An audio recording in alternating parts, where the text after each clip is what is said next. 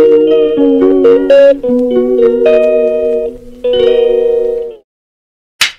Afternoon everyone. कालके छिलो day 1 Shivratri, आज के डे 2 और आज के फाइनल।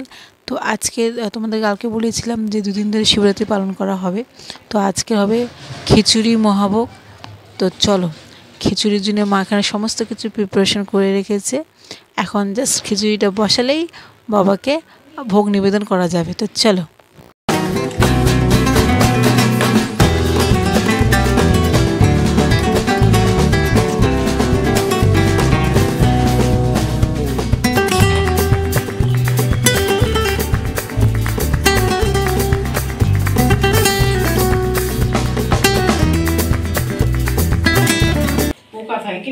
কি ঢ্যাঁড়স ভাজবে? এদিকে তাকি বলো, এদিকে তাকি। ঢ্যাঁড়স ভাজা হবে? ভুলে গেছি। খিচুড়ির সাথে ঢ্যাঁড়স ভাজা ভুগে দেয়।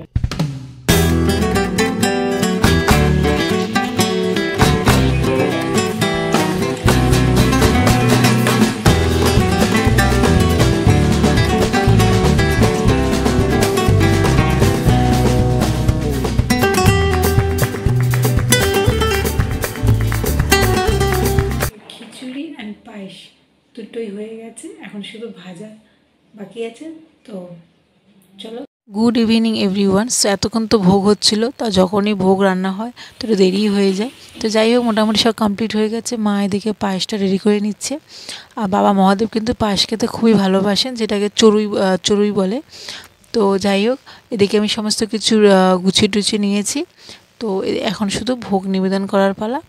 তো আমি একটা কথাই ভাবি যে ভগবান কেন ভোগ খেতে আসেন না? উনি তো কোনো কিছুই খাবার গ্রহণ করেন না। তো যাই হোক, তারপরেও কিন্তু আমরা এত কিছু কর্মকাণ্ড করি। সবাই বলে যে মানুষের মতন তো ভগবান খাবার খান না, উনি শুধু স্বাদ গ্রহণ করেন।